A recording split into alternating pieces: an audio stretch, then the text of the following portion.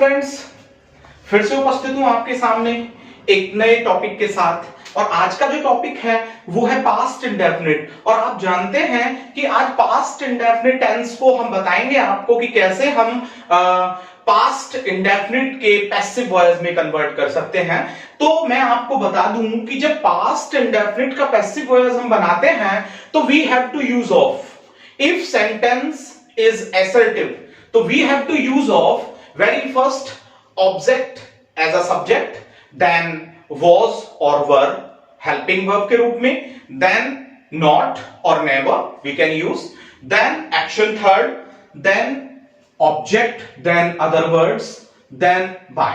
ठीक है। यदि हम उसको इंटेरोगेटिव मूड में लेकर के चलते हैं तो इंटेरोगेटिव में सबसे पहले हमको लेकर के आना पड़ता है WH टाइप वर्ड, उसके बाद हमने वॉज वर्ब को हेल्पिंग वर्ब के रूप में, उसके बाद ऑब्जेक्ट को सब्जेक्ट के रूप में लेकर के आना पड़ता है, उसके बाद हमने नॉट या नेवर, उसके बाद हम लेकर के आते हैं एक्शन थर्ड, और उसके बाद जब हम आगे चलते हैं तो ऑब्जेक्ट, और उसके बाद अदर वर्ड और बाय।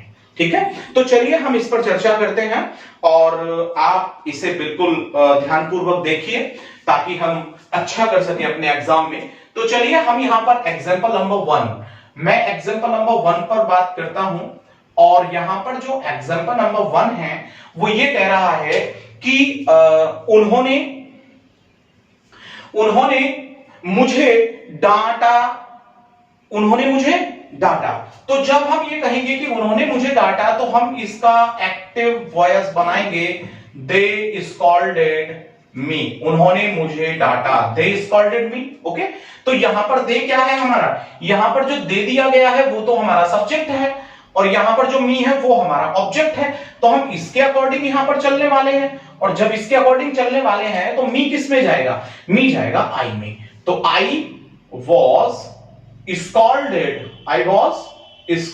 और किसके द्वारा, बाय, दे को किस में ले जाएंगे, देम। तो I was scolded bye them. तो आप समझ गए होंगे अच्छे से।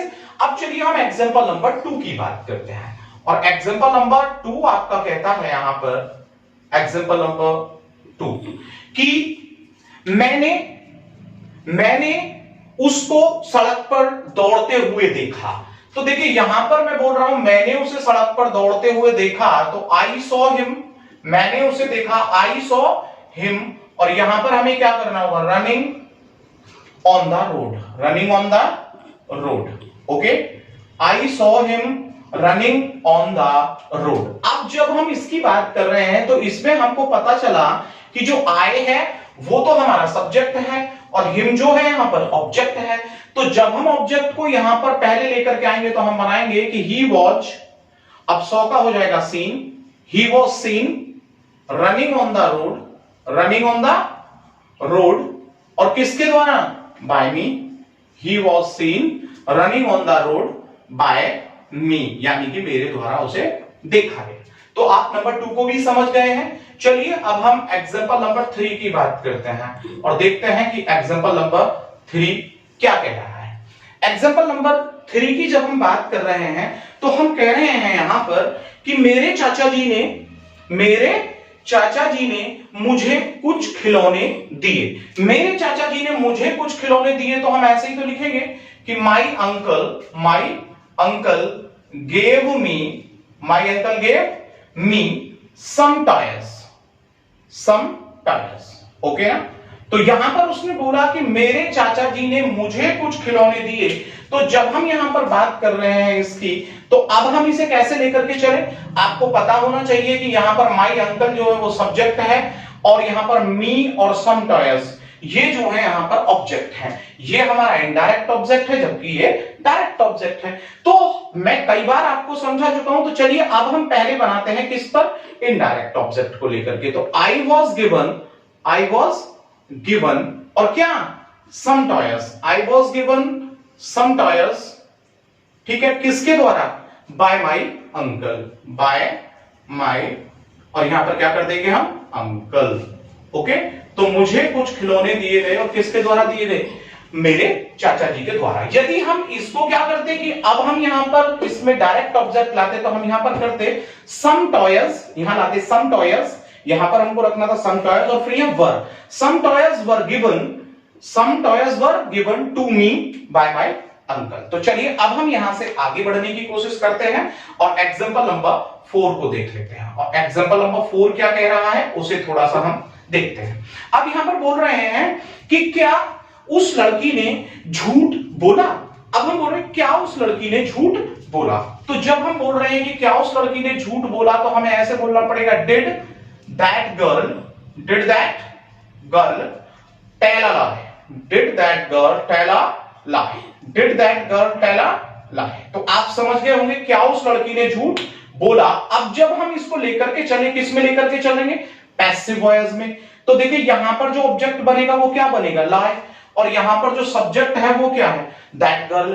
तो अब हमको तो लाई को लाना पड़ेगा, तो हमें बोलना पड़ेगा क्योंकि झूठ एक है तो यहां पर वॉज लाई, और यहां पर क्या करेंगे, टोल्ड, किसके द्वारा, बाय दैट गर्ल।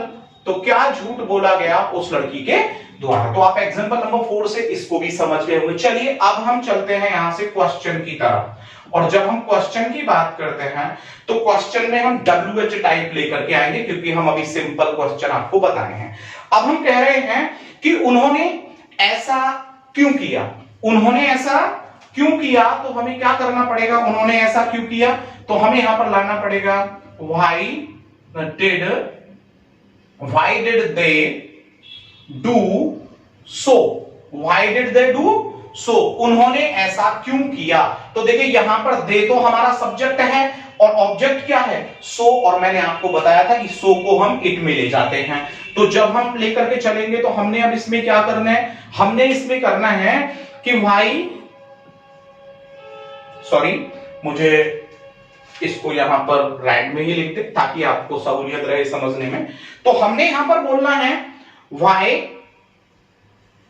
was, अब सो किस में गया, इट में, why was it, अब क्या करते हैं, done, why was it done, और किसके द्वारा, by, और दे को किस में ले जाएं, them, why was it done by them, उनके द्वारा ऐसा क्यों कहा गया। चलिए अब हम एग्जांपल नंबर 5 को देख लेते हैं और एग्जांपल नंबर 5 को देखते हैं कि वो क्या कह रहा है। एग्जांपल नंबर 5 के बाद 6, और 6 एग्जांपल कह रहा है कि मेरे भाई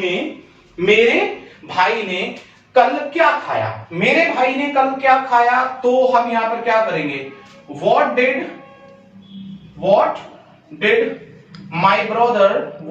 my brother eat या take या have yesterday।